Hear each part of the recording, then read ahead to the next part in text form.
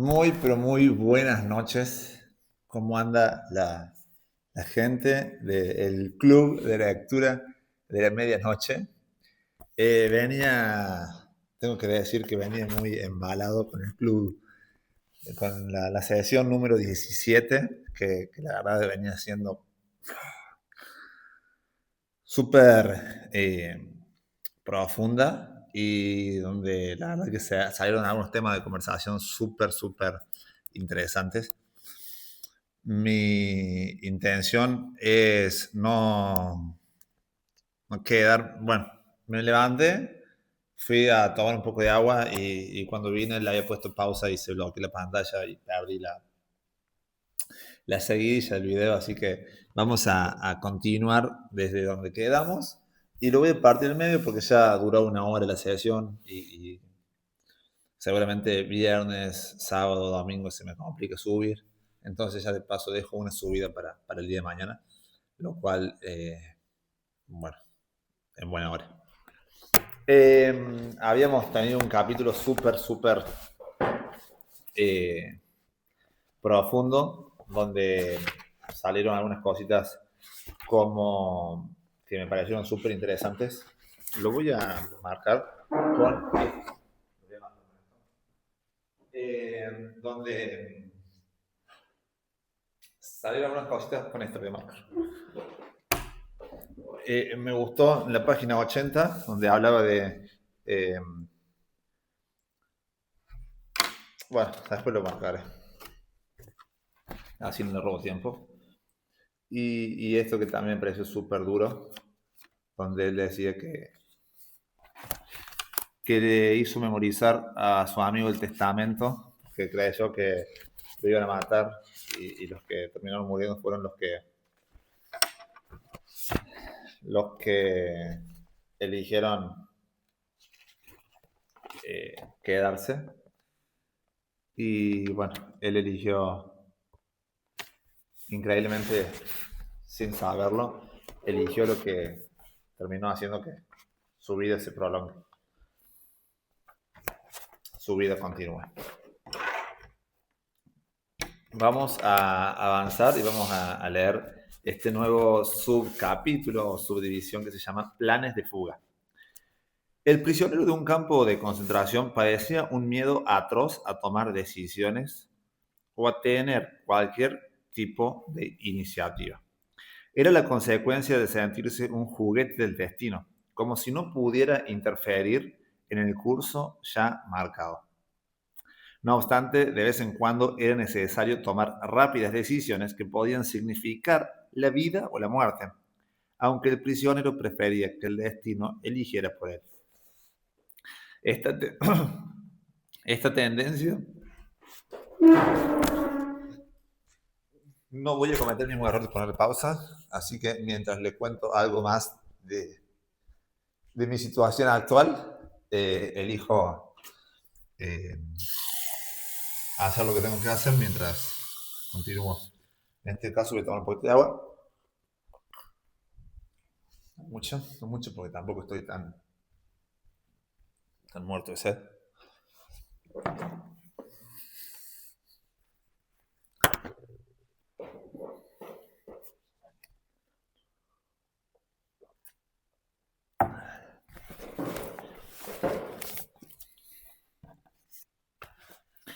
No obstante, era necesario de vez en cuando tomar rápidas decisiones que podían significar la vida o la muerte, aunque el prisionero prefería que el destino eligiera por él.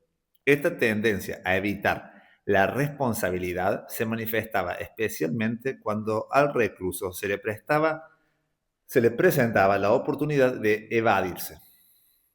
¿Debía fugarse o no? Había que reflexionar y decidir en escasos minutos, siempre era cuestión de minutos, y eso suponía una inconcebible tortura.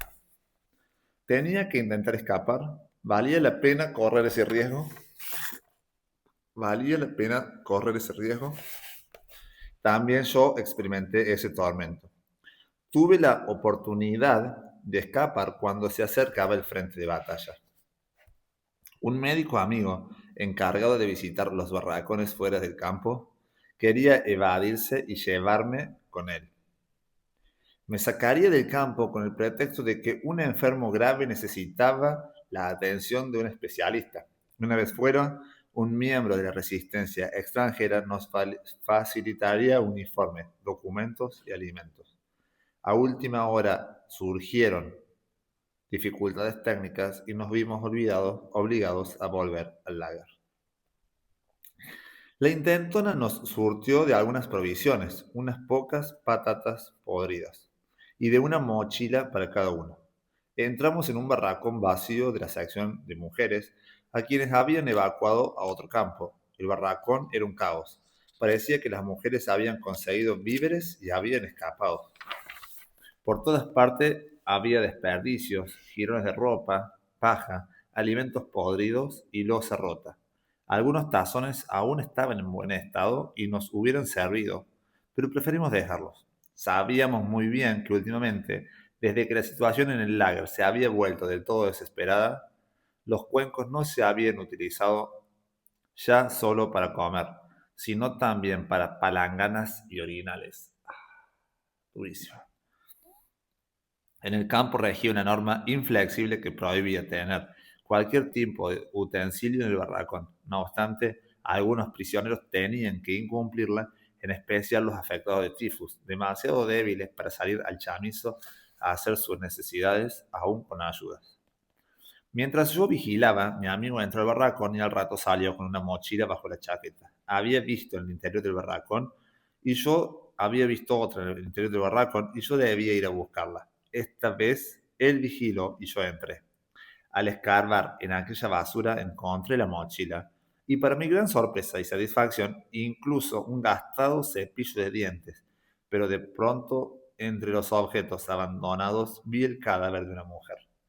Entonces volví corriendo a mi barracón e hice acopio de mis posesiones, mi cuenco, un par de mitones rotos, herencia de un paciente muerto de tifus, y unos cuantos recortes de papel con signos taquigráficos, en los que, como ya he mencionado, había empezado a recomponer el manuscrito perdido al entrar en Auschwitz. Hice una última visita a mis pacientes, que yacían hacinados a ambos lados del barracón, sobre camastros de madera carcomida. Me acerqué a un paisano mío, agonizante, cuya vida me había empeñado inútilmente en salvar. Debía guardar la máxima discreción sobre mi intento de fuga, pero el enfermo debió intuir algo, quizás notó mi nerviosismo. Con voz cansada me preguntó, ¿tú también te vas? Lo negué, aunque me costaba eludir su triste mirada.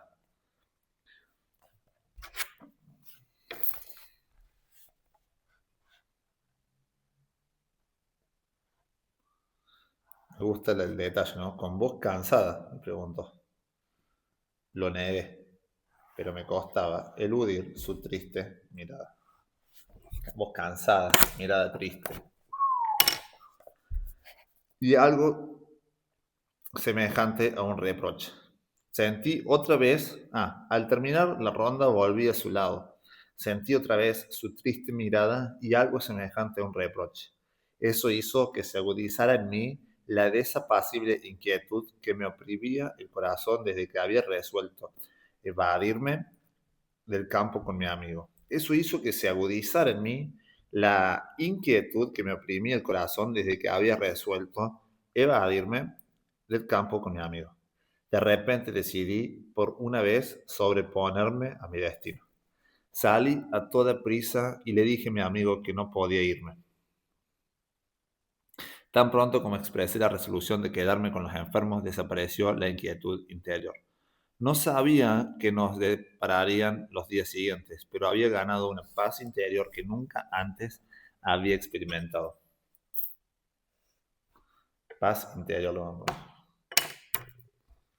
Paz interior.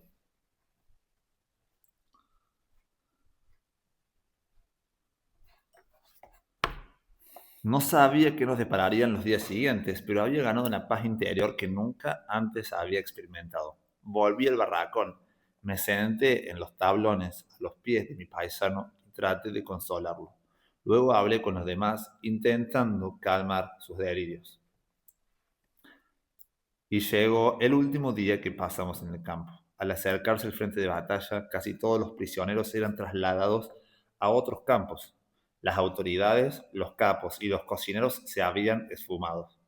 Ese día se ordenó la evacuación total del campo hasta el atardecer. E incluso los pocos prisioneros que quedaban, los enfermos, unos pocos médicos y el personal sanitario, tenían que marcharse de inmediato. Por la noche se iba a prender fuego al campo de concentración. Pero a media tarde aún no habían aparecido los camiones que debían trasladar a los enfermos. En lugar de esto, se cerraron de pronto las puertas y se intensificó la vigilancia sobre la alambrada para evitar intentos de fuga. Todo parecía indicar que se condenaba a los enfermos a perecer en el fuego. Los acontecimientos parecían cobrar un nuevo rumbo. Entonces mi amigo y yo decidimos intentar la fuga por segunda vez. Nos habían ordenado enterrar 3 cadáveres al otro lado de la alambrada. Éramos las únicas 2 personas en el campo con fuerza suficiente para realizar esta tarea. Todos los demás yacían en los barracones, que estaban aún en uso, delirando y postrados por la fiebre. Trazamos nuestro plan. Con el primer cadáver sacaríamos la mochila de mi amigo escondida en la vieja tinaja de ropa sucia que hacía las veces de camilla y ataúd. De igual modo, llevaríamos la mochila con el segundo cadáver y en el tercer traslado intentaríamos la huida. De igual modo llevaríamos mi mochila con el segundo cadáver y en el tercer traslado intentaríamos la huida. Hicimos los 2 primeros traslados según el plan previsto. Paz interior, plan de fuga.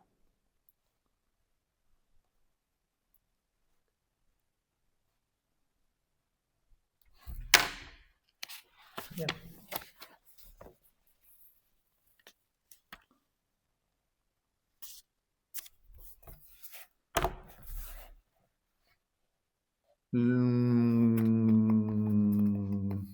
Trazamos nuestro plan, hicimos los 2 primeros traslados según el plan previsto. Tras el segundo, mi amigo intentó conseguir algo de pan para resistir los días que pasaríamos en el bosque. Esperé. Pasaban los minutos y empezaba a impacientarme cada vez más al ver que no aparecía. Después de 3 años de cautiverio, sentía ya la maravilla de la libertad, el gozo de correr en dirección al frente. Wow. Todo el mundo queriendo huir del frente de batalla, pero estos sin fuerzas soñaban con correr al frente de batalla donde estaban los enemigos del eje, es decir, los aliados, y poder asegurarse la libertad.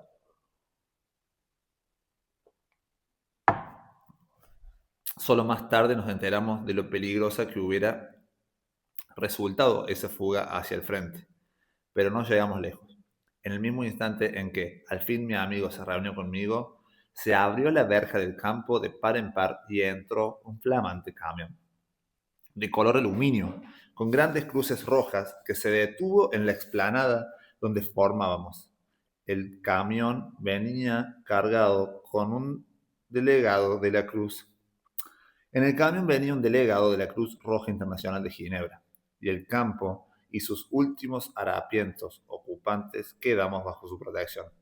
El delegado se alojó en una granja vecina para estar siempre cerca y acudir en caso de emergencia. ¿Quién pensaba ya en evadirse? Descargaron del camión cajas con medicinas, repartieron cigarrillos, nos fotografiaron y nos inundó la alegría.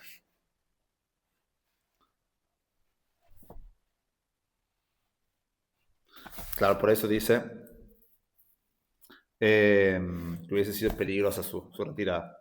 Ya no necesitábamos escapar para llegar al frente.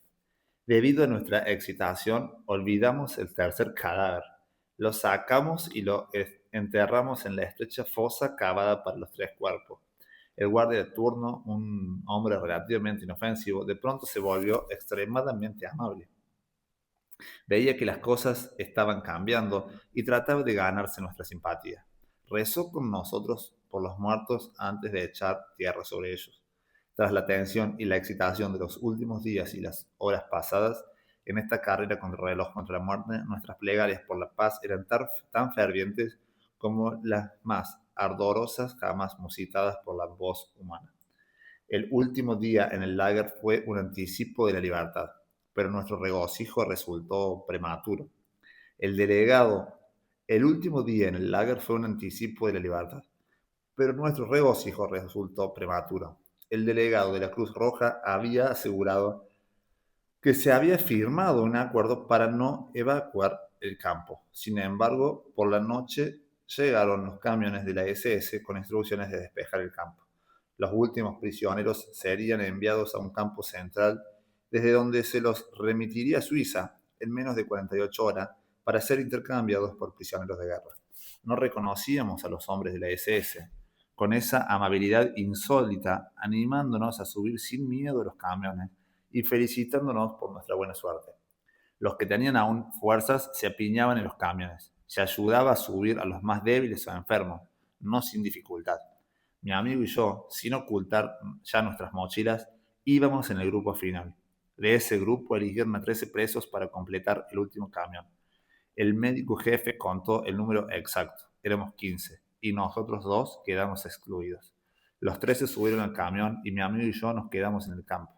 Sorprendidos, desilusionados y enfadados, increpamos al médico jefe y él se excusó diciendo que la fatiga le impedía centrarse en lo que hacía. Y añadió que creía que aún queríamos fugarnos. Y añadió que creía que aún queríamos fugarnos. Impacientes, nos sentamos con los otros prisioneros, con las mochilas a la espalda, esperando la llegada del último camión. Resultó una larga espera. Rendidos, nos echamos en los colchones del cuarto de guardia, ahora vacío, extenuados por la excitación de los últimos días y horas, durante las cuales fluctuábamos constantemente entre la esperanza y la desesperación. Entre la esperanza y la desesperación. Buen título. Dormimos con la ropa y los zapatos puestos, listos para el viaje. De pronto nos despertó el ruido de los rifles y los cañones. Los fogonazos de las bengalas y los disparos de los fusiles alumbraban el barracón. Entró el médico jefe y nos ordenó que nos echáramos a tierra. Un prisionero saltó sobre mi estómago desde la litera con los zapatos puestos. Vaya, si me despertó. Entonces caímos en la cuenta de lo que estaba pasando. El frente estaba allí. Se detuvo el tiroteo y empezó a amanecer. En el mástil, junto a la verja del campo, una bandera blanca ondeaba al viento. Bandera blanca. Pero solo semanas después supimos que el destino había jugado, una vez más, con los prisioneros no evacuados del campo. De nuevo advertimos lo incierto de las decisiones humanas, especialmente cuando de vida o muerte se trata.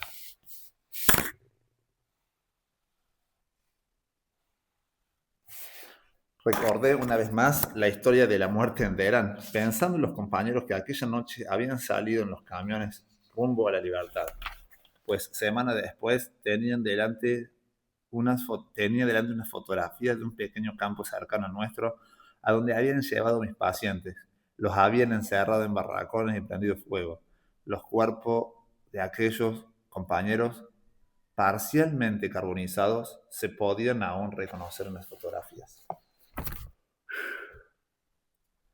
Pienso que este loco parece que siempre terminaba escogiendo la opción que lo mantenía con vida, ¿no? Como que elige 3 opciones. Elegí la que lo mantenía. A o B. B. Y yo con vida. Y bueno, a ver, siempre que uno mira a los sobrevivientes, son los que eligieron el recorrido acertado, digamos. Por eso sobrevivieron. O la suerte o el destino les jugó a su favor. Pero uno al leer su vida se identifica con ese, como que tiki, tiki, tiki, tiki, de ligero las respuestas correctas. Pero bueno, la verdad que no.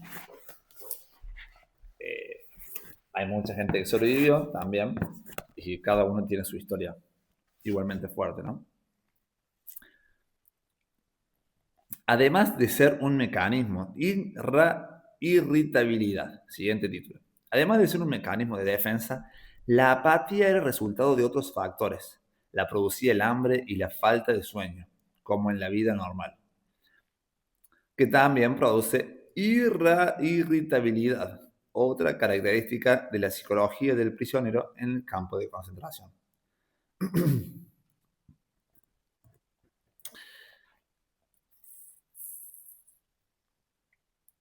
La falta de sueño se debía en buena medida a los rebosantes barracones infectados de pulga que carecían de higiene y de atención sanitaria. A eso había que añadir que no consumíamos cafeína ni nicotina, que habrían mitigado la apatía y la irritabilidad. Uy, qué ganas de tomar un café me dieron. A esas causas físicas se asociaban las psicológicas, en forma de complejos. La mayoría de los prisioneros sufrían una especie de complejo de inferioridad. Todos habíamos sido o creíamos haber sido alguien en la vida, en la vida anterior al internamiento. Ahora se nos trataba como si no fuéramos nada, como si no existiéramos. La conciencia de sentirse un ser humano está tan arraigada en el espíritu que resulta imposible arrancarla incluso en las lacerantes condiciones del lager. Pero, ¿cuántos hombres, libres o cautivos, la conservan? La conciencia de sentirse un ser humano está tan arraigada en el espíritu que resulta imposible arrancarla, incluso en las lacerantes condiciones del lager. Pero, ¿cuántos hombres, libres o cautivos, la conservan? El prisionero medio se sentía horriblemente degradado. Esto se hacía evidente al observar el contraste que ofrecía la singular estructura sociológica del campo. Los prisioneros de mayor rango, capos, cocineros, intendentes y guardias, no se sentían en general degradados, como nos veíamos los demás prisioneros. Al contrario, se consideraban ascendidos, hasta que algunos hasta desarrollaban pequeños delirios de grandeza. La reacción psicológica de la mayoría, envidiosa y rencorosa ante los privilegiados, era frecuente y emergía a veces en forma de chistes maliciosos. Una vez oí que un prisionero le decía a otro, refiriéndose a un capo: ¿qué te parece? Conocí a ese hombre cuando solo era presidente de un gran banco. El cargo de capo se le ha subido a la cabeza. Pienso como esto complejo de inferioridad y de superioridad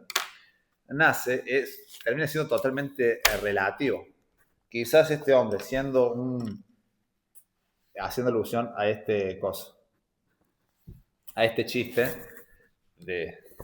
si se podría llamar chiste, de una persona que hoy, teniendo un poquito más de privilegio y de poder, podríamos decir, sobre otros, aunque en las condiciones más malas, se sentía más, quizás cuando era un gerente de banco, cuando a lo mejor la condición lo hubiese realmente estado mucho mejor. Podía elegir miles de cosas y ahora podía elegir solamente si pegado o si no pegado. Pero eso ahora le da un complejo de superioridad.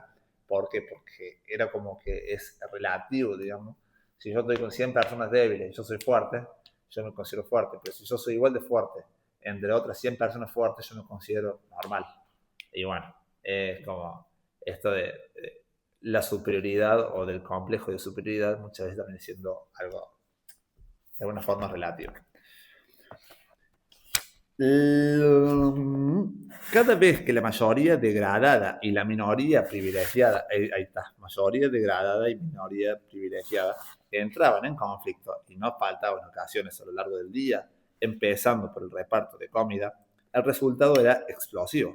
De manera que la irritabilidad general, cuyas causas físicas he apuntado antes, el hambre y la falta de sueño, se incrementaba con las tensiones psicológicas que afligían a los prisioneros. Nada tiene de sorprendente que esa tensión a menudo desencadenara una pelea. Como el prisionero estaba habituado a ver escenas de brutalidad, su impulso agresivo había aumentado notablemente. Yo mismo cerraba los puños, crispado por la rabia, aunque estuviera tumbado, hambriento y cansado. El cansancio era mi estado normal, pues durante la noche tenía que avivar la estufa, un privilegio del barracón de los enfermos de tifus. Sin embargo, pasé allí algunas de las horas más idílicas de mi vida. Al abrigo de la noche, mientras mis compañeros enfermos dormían o deliraban, yo podía estirarme frente a la estufa. Yo podía estirarme frente a la estufa y hacer unas patatas robadas en un fuego alimentado con carbón también robado. Disfrutaba de ese pequeño placer, pero al día siguiente me sentía aún más cansado, insensible e irritable. Cuando trabajaba como médico en el barracón de los enfermos de tifus, tuve que ejercer por enfermedad de un colega, de un jefe de bloque. Eso significaba que, ante las autoridades del campo, yo era responsable de la limpieza del barracón, si es que el término limpieza puede aplicarse a aquellas míseras condiciones. Las frecuentes inspecciones del barracón, una mera patraña, se hacían más con ánimos de torturarnos que por higiene. Una mejor alimentación y unas cuantas medicinas nos hubieran ayudado más, pero la única preocupación de los inspectores consistía en no ver en el pasillo una brizna de paja y en revisar que las mantas andrajosas, sucias e infectadas de piojos estuvieran plegadas y remetidas a los pies de los pacientes. Cuando se anunciaba una inspección, yo tenía que encargarme de que, a la hora de echar un rápido vistazo desde la puerta de nuestro barracón, al comandante del lager o el prisionero jefe no le llamara la atención ni una brizna de paja, ni un poco de polvo delante de la estufa, ni cosa por el estilo. Vemos la doble vara totalmente, ¿no? Como les importaba más que esté limpio y no la condición humana en la que estaban.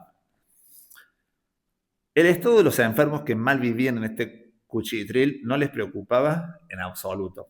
Se sentían plenamente satisfechos si yo, quitándome la gorra del prisionero y haciendo sonar los talones con aire marcial, les informaba: barracón número 9, 52 pacientes, dos enfermeros ayudantes y un médico. Daban media vuelta y se marchaban. Desde que anunciaban la inspección, generalmente con horas de antelación, aunque no siempre se presentaban, comenzaba la tortura mental. Durante la larga espera me veía obligado a mantener estiradas las mantas, a recoger una a una las pajas que caían de las literas y a desgañitarme gritando a los pobres diablos que, al revolverse en sus catres, amenazaban con desbaratar a última hora mis esfuerzos de lograr la limpieza requerida. La apatía era aún más grave entre los enfermos febriles, que solo reaccionaban si se les gritaba. A veces ni los gritos servían y en esos casos debía hacer un tremendo esfuerzo de autocontrol para no acabar golpeándolos. La propia irritabilidad adquiría proporciones desmesuradas al confrontarse con la apatía de los demás, especialmente en situaciones de inminente peligro, como las temidas inspecciones. La libertad interior. Este intento de descripción psicológica y explicación psicopatológica de las características del prisionero del campo quizá induzca a pensar que el hombre es un ser inevitablemente determinado por el entorno. Wow, acá me parece que ya nos vamos a pasar a a un poco más sociológico, porque empezamos a ver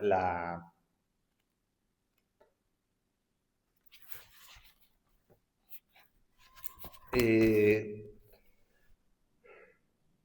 cuestiones un poco más abstractas. Y ustedes me dirán, ¿es eso bueno, es eso malo? Me parece que está bueno poder ir entendiendo un poco más la cuestión más, eh, los análisis un poquito más filosóficos que hace, porque creo que es de ahí donde podemos aprender cuál era la cosmovisión de este hombre y cuáles eran los análisis que vamos a aprender de un libro de semejante envergadura. El libro en sí es chiquito, es cortito, pero me parece que hay que estar bien despierto para esto y yo la verdad que estoy un poco cansado. Pido perdón por un capítulo tan corto, tan corto, siendo que en el anterior en realidad tendría que haber puesto pausa o tendría que haber buscado la forma de equilibrarlo. Por mi parte, voy a tomar un cafecito, que tengo cosas que hacer.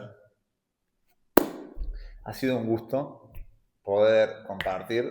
eh, no sé si estuve a la altura del capítulo de ayer, del análisis del capítulo de ayer, pero creo que de todos modos hace bien leer. Nos vemos mañana a esta misma hora y por este mismo canal. Hasta luego.